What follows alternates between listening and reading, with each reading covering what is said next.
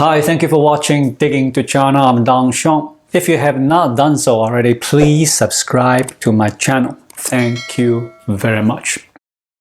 Chinese banks have recently been requesting their employees to return their salaries, a peculiar phenomenon that is becoming increasingly serious. For instance, China Merchants Bank disclosed in its annual report that in 2022, 2,876 employees were asked to return a total of 58,240,000 yuan in salary and bonuses, averaging 20,300 yuan per person.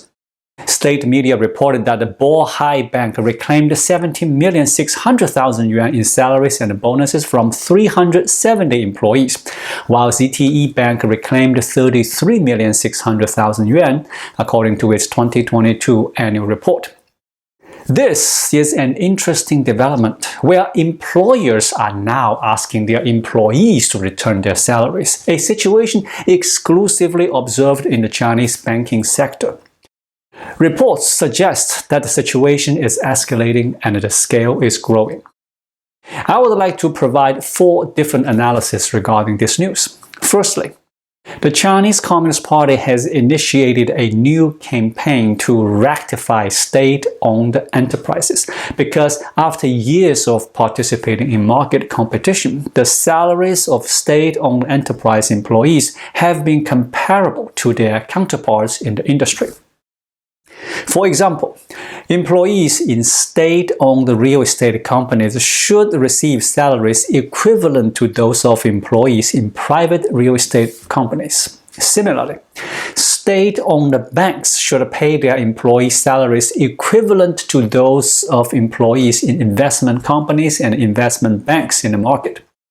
In recent years, the CCP has proposed a new idea that state-owned enterprises belong to the state and not to their shareholders.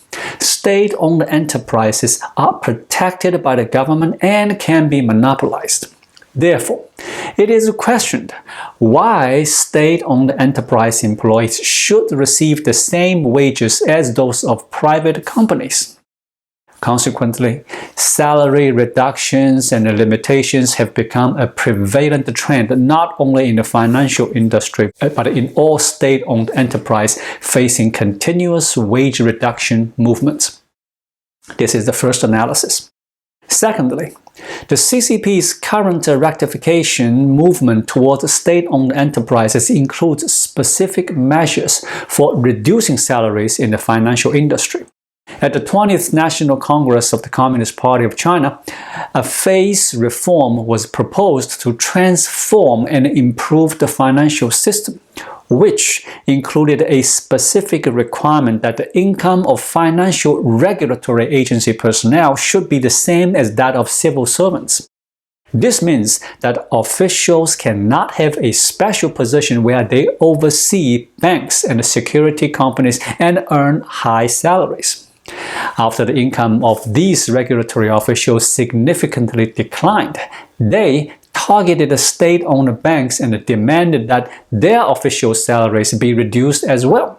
To enforce this, the Chinese Banking and Insurance Regulatory Commission issued a guideline in 2021 to establish a performance-based compensation recovery mechanism for banking and insurance institutions.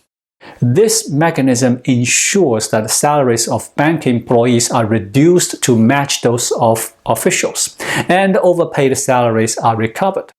This results in an intriguing phenomenon that resembles a form of revenge, where the mentality is, if I'm not doing well, then neither should you. The third comment argues that the recent widespread practice of recovering overpaid salaries in China's banking industry, particularly in state-owned banks, is absurd and violates the principle of payment.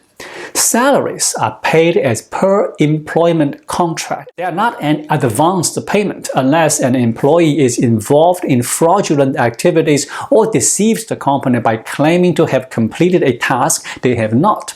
The recovery of these large sums of money is due to management issues, and the employees themselves are not at fault.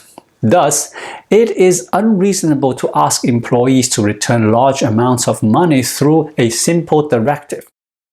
In the United States, some companies also recover paid salaries, but through legal action against employees who engage in fraudulent activities or embezzlement. And the target is usually management personnel rather than ordinary employees. Therefore, the widespread recovery of salaries from ordinary employees in China is a unique phenomenon. The fourth point raised is that pursuing already paid salaries in this manner can create legal issues. Personal income tax, for instance, is deducted on the same day you received your salary, not 1 year later. Thus, if you want to recover these salaries, personal income tax may need to be reconsidered and adjusted. Moreover, many employees base their expenses on their monthly salaries. Some even take out loans to buy a house based on their salaries. Pursuing these salaries after 6 months or a year could prevent the employee from paying their mortgage based on their original income, causing them to breach their contract. Who should be responsible for the losses suffered by employees in this scenario? Therefore, this large-scale recovery movement seems more like a political movement than a corporate management system. This emotional political movement could cause bank employees to take out their grievances on customers, resulting in false promise, breaking agreements, and retracing their steps, leading to a vicious cycle of violating trust and contracts, and ultimately tearing up contracts easily. The propagation of this idea will harm the entire economy. Therefore, this news event is exceptionally negative. In China these days, there is a popular topic that I would like to share with you. Many people are discussing the latest per capita bank deposit data released by each province and city in China. The data shows that Beijing's per capita deposit is almost 270,000 yuan, while in Shanghai it is 210,000 yuan. Provinces with lower deposits such as Tibet and Gansu have a per capita deposit of only 20 or 30,000 yuan. This indicates a significant difference in deposits between regions. Previously, it was widely believed that rising house prices made up most of the assets of families in Beijing and Shanghai, with relatively little cash. However, the high per capita deposits suggest that the residents in these cities have surpassed the developed countries not only in terms of housing prices but also cash and income. This has become a top topic among Chinese netizens, who feel that they do not have as much money, and the data has been averaged out, making them feel left behind. Here is my take. Since the start of this year, the Chinese government has been releasing deposit data that suggests Chinese people have an excessive amount of money. For instance, the deposit scale in Guangdong province exceeds 32 trillion yuan, and Jiangsu and Beijing have deposit balances of over 20 trillion yuan, while Shanghai and Zhejiang are approaching 20 trillion yuan. Last year, Chinese residents' deposits surged by nearly 1.8 trillion yuan, setting a record. In the first quarter of this year, renminbi deposits grew by more than 1.5 trillion yuan, and the residents' deposits increased by almost 1 trillion yuan. This means that the increase in residents' deposit in the first quarter has already exceeded half of the total increase of last year.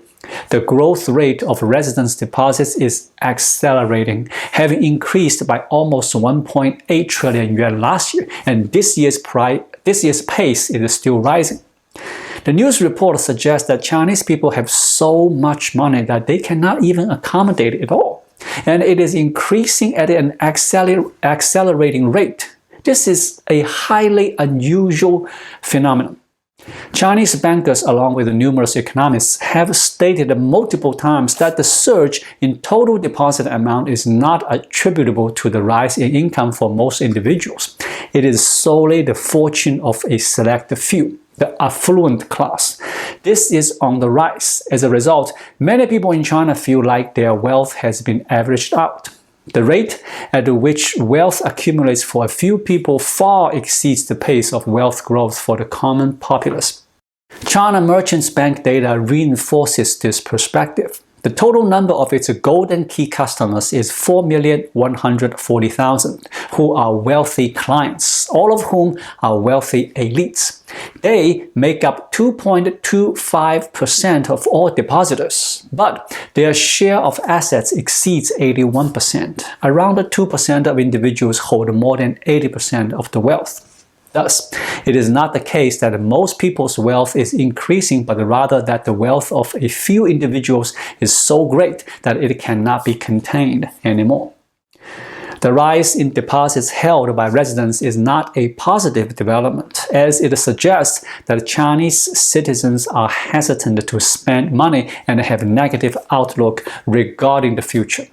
Rather than utilizing funds for discretionary spending, they are opting to maintain a reserve of funds in case of emergencies.